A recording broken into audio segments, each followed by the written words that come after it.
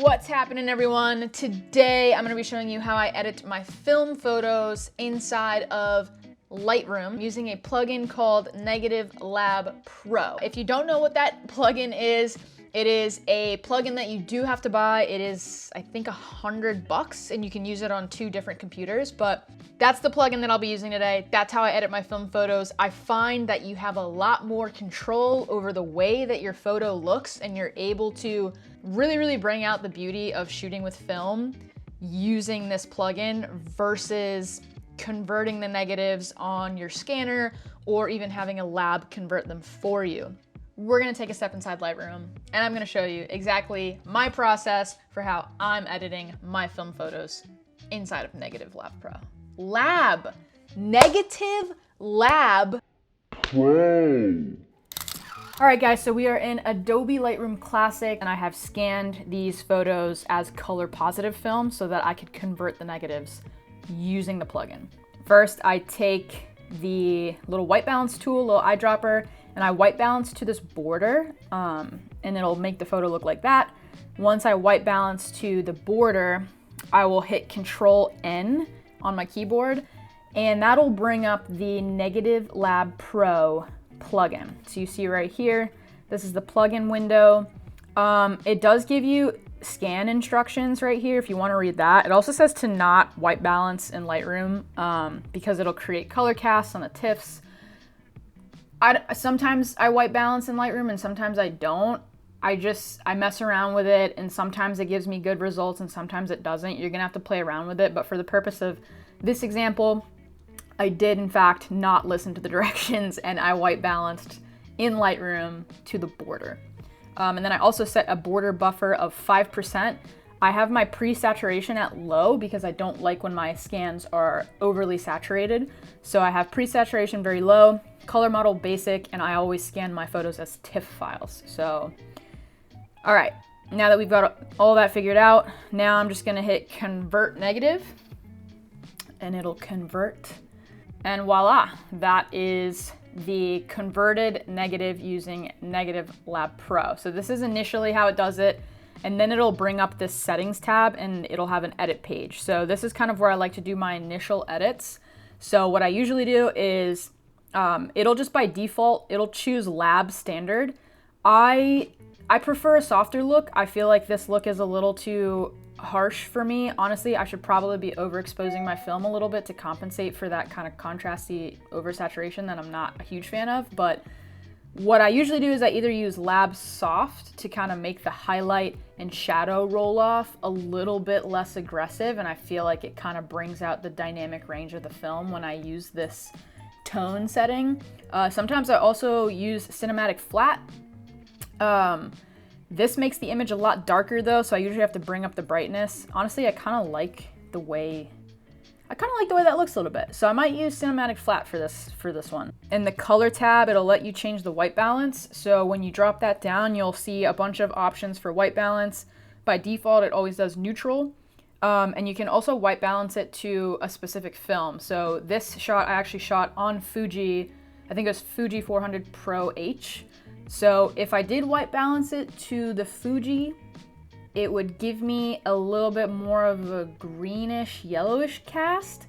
Honestly, I kind of like the Fuji look. It is a bit green, but it does kind of have that cool, just like, hey, this was shot on film. So I think I might leave it like that. I just might go to the shadows and I might take out a little bit of that green. Just pop a little bit more magenta in there and maybe a little yellow. Okay, I like how that's looking. Honestly, I feel like I kind of like how this already looks. You can sharpen if you want, so you have options for sharpening. I think sometimes I use scanner just to kind of give it that crispiness. Yeah, I really like this kind of cinematic look where the shadows and the highlights kind of roll off super nicely instead of it being super contrasty. It definitely looks a lot more movie-like to me now. So I think I'm going to honestly keep it at that. Again, it's all preference. Some people don't like green or yellow casts in the shadows. Some people don't like it to be too pink. Some people like all different types of color schemes. So whatever floats your boat, that's kind of the rundown of how you use Negative Lab Pro.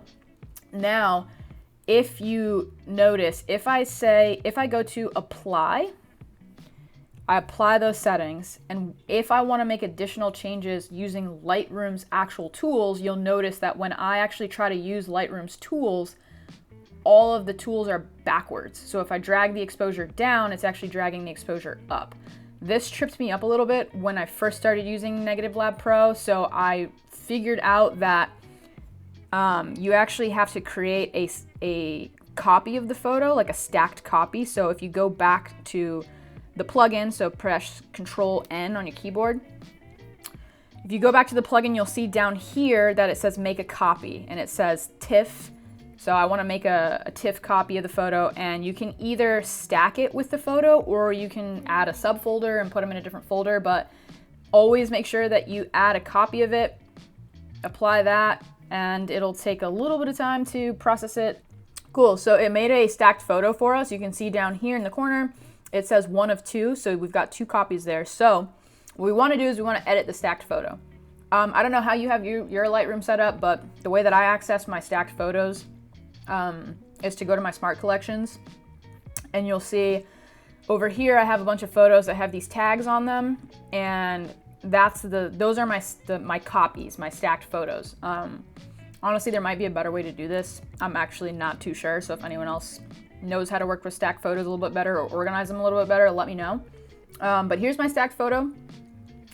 And now what I can do is I can now freely use the Lightroom tools, and they're not going to be completely inverted. So now my exposure is actually going the right way.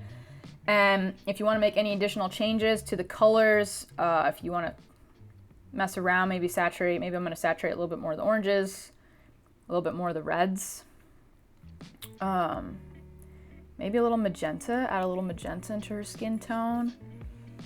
I think that's looking pretty nice. Sometimes I up the luminance of stuff, so usually the blues end up being pretty dark, so I sometimes bump the luminance up to make them a bit brighter instead of them being so dark. Again, all preference. I think I'm honestly liking the way this looks, so I think all I'm gonna do next is just crop this a little bit. I kind of like the look of the black border. That's pretty much all the work that I'm going to do to the colors.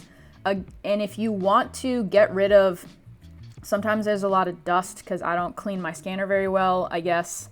So sometimes with the dust on the photos, I'll just click down here and I'll edit in Photoshop, and I'll get rid of the dust in Photoshop. So edit in Photoshop. Cool, now that we're in Photoshop, you can see that it just opens up Photoshop with your photo. I like to take the spot healer tool, or whatever the hell this is called. Yeah, spot healing brush tool. So I use the spot healer and I just kind of get rid of any unwanted dust. So now we've got a nice cleaned up photo. Then press Command S on your keyboard and it will save a copy of this Photoshop file, and you will see it as soon as this is done saving. You'll see it pop up in your Lightroom. All right, and look at that. We've got our nice film photo. It's the Photoshop version with all the little dust speckles taken out. And now I think we're ready for export. So I'll just come down here, double click. My dog is whining in the background, my bad. Click export and put it in whatever folder you want to. My export settings are JPEG, sRGB, quality to 100, and I do my resolution at 300 pixels per inch. Emily looking up at sky. Dope. And now we're exported and we are finished.